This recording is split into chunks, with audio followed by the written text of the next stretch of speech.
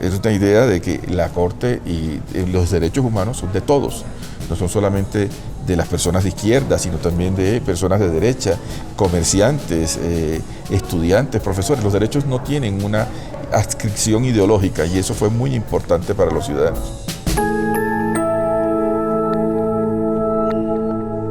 Mi nombre es Humberto Sierra y soy cartagenero y soy abogado constitucionalista, soy juez o magistrado, ya llevo 15 años en este tipo de actividades, primero en la Corte Constitucional y luego a nivel internacional en la Corte Interamericana de Derechos Humanos. Yo creo que el espíritu caribe, por decirlo de alguna manera, es proclive al público, a la preocupación por lo social. Nuestras relaciones son muy intensas en las amistades, en materia de grupos. Por supuesto, cuando yo llego, y es una inclinación natural por la ciencia política y en general por la política. Y ahí me tocó una época muy particular, que fue la época más violenta que ha sufrido nuestro país. Y durante toda la carrera nos tocó la guerra que hubo contra el cartel. Concluye con los procesos de paz, con el M-19 y particularmente con la concreción de todo ese tipo de negociaciones que se dieron en la Asamblea Constituyente del 91. Y un grupo de profesores, dentro de los cuales tuve yo la oportunidad y la suerte de hacer parte, nos enviaron a estudiar en distintas universidades europeas para estudiar Derecho Constitucional y con el propósito de fortalecer el Estado de Derecho y el Estado Constitucional basado o articulado con la Constitución del 91. Eso también me permitió a mí ingresar a la Administración de Justicia siendo muy joven.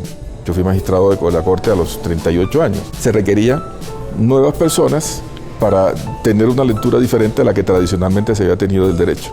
Y eso también pues, era parte de la estrategia y de la dinámica de diseño de la Corte Constitucional. Un punto de inflexión en la manera como se entendía el Estado y se entendía el derecho requería también airear un poco la manera tradicional de acceder a este cargo, que tradicionalmente, y es lo correcto, sean personas con una mayor edad y mayor experiencia, pero digamos que se quiso hacer esa ruptura y de alguna manera esos nombramientos simbolizaban ese tipo de transformaciones. Una vez que uno se sube a ese tren, es una constante secuencia de experiencias apasionantes, porque prácticamente todas las grandes decisiones del país pasan por la Corte Constitucional.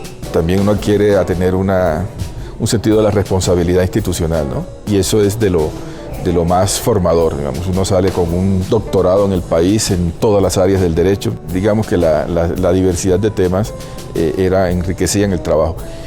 Pero lo más interesante era el tema en derechos humanos, sin duda alguna. Durante la época que me correspondió a mí fue una época de brillante o de especial desarrollo de la idea de que la razón de ser del Estado es la defensa de los derechos de las personas.